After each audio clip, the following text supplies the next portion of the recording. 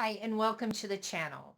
My name is Marshie, and I've been in business now going on 30 years. M&M Business Solutions, 15. So I'm the author of 13 interactive challenges to self-discovery and grandparent memories from the heart. You can find those links below, and I want to talk to you today is about some mistakes I made up front in business because the channel's all about tips, tricks, and hacks in your business and personal life. So, what better way than to talk about some of the mistakes that I've made on the onset? Well, the first one, I left corporate America and was like, woohoo, I'm a business owner and I can do what I want, when I want, and how I want. Hmm. That didn't last too long. I wasn't in business for too long. I had to go back to work because I wasn't making any money. Okay. The second one is consistency. So I said, okay, I'm going to go out there and pass out my business card, 3 a day. That makes 15. Surely I can make a sale within 15 of those cards. I can make a sale. But the problem is I'm an introvert.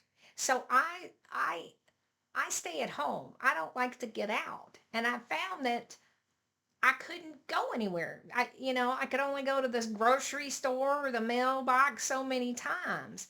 So it was like, oh, this is weird.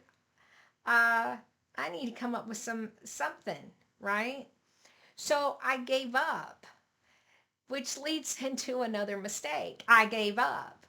No, you got to pull yourself up by the bootstraps and keep going and keep trying. So that was another problem, is that I wasn't consistent with anything. That has since changed, by the way. The next thing is I didn't understand my numbers. I didn't understand how I got paid. I didn't understand the commission structure.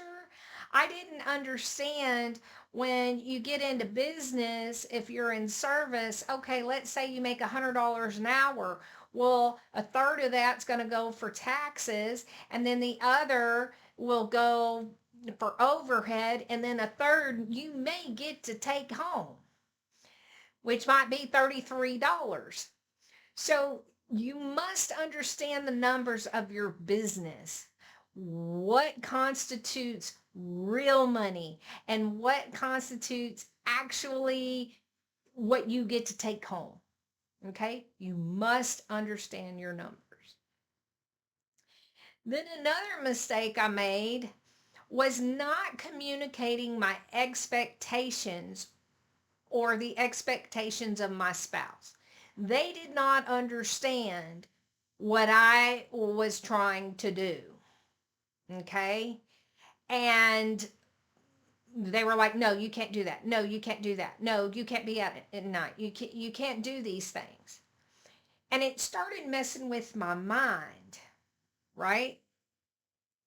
So the communication and their lack of caused problems at the beginning and was a mistake. The next mistake was thinking that friends and family were going to support me and build my business. Nope, they're not going to do that.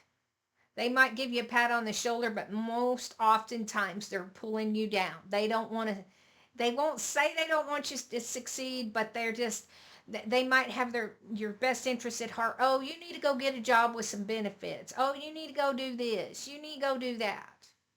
Mm-mm.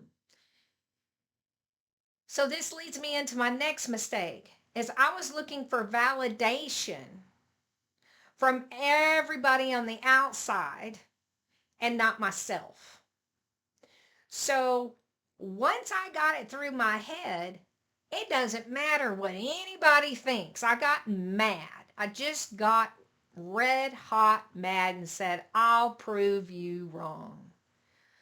And here it is, 15 years later, almost 30 years later in my financial services business, where I just said, I'm going to do it. with or without you, I'm a doing it. And I did. And I'm proud of that. But it took a while for me to work on the 6 inches up here to look inward, introspect, work on myself, right? See, that's another mistake is you tend to want to blame your customer, you blame your employees, blame your spouse, blame your family, all this mess. No, you have to take responsibility for yourself. And once you take responsibility for yourself and your team and your business, things change, right? So, another mistake I made is I started making money. And because I made more money than my husband, or potentially making more money than him, he didn't like that. He didn't like that at all. So I took off the gas. I took my foot off the gas and put my foot on the brake. And then after I got divorced, I couldn't get back in the game. I just could not get myself back in there. And I've never quite been the same with the financial services part. So it really messed with me.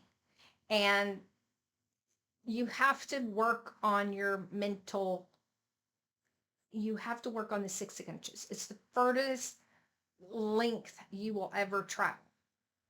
Another mistake I made is I wasn't using my classroom. What do I mean by that? Excuse me. You have to, if you go for a walk or you exercise and go to the gym or you're driving to a client's house, you have to listen to good people. Don't just listen to the radio and some music. You need to be listening to Jim Rohn, Brian Tracy, Earl Nightingale. You need things that are going to lift you up. You need to listen to the Lord's word. You need to be lifted up, because in business for yourself, you are constantly getting knocked down, knocked down. People are telling you no, you don't get the proposal, you don't get the job, you don't get the contract, you don't, they decide they want to be idiots and just don't listen to you. So you have to be able to get yourself centered again. And if you're not taking advantage of those opportunities of quiet time, that's a problem.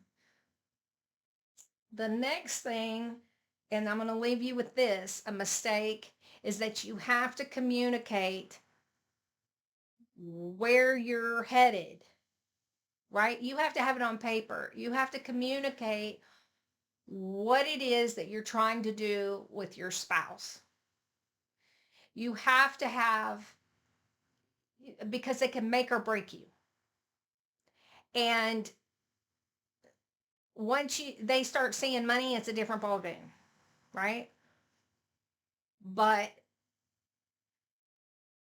you have to just make sure that you're having those conversations and having that time, that quality time with them. Don't just give them the leftover of you. Give them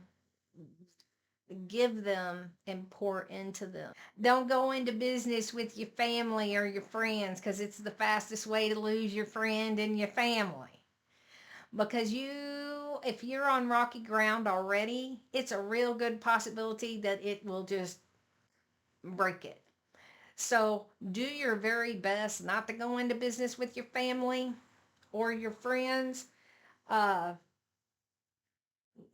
because you have all good intentions, and then there's the honeymoon and everything's going great. But then when you get into the grind and get into the and things aren't going just right and not happening as fast as you want it to, this is when the cracks in the foundation of that relationship starts breaking.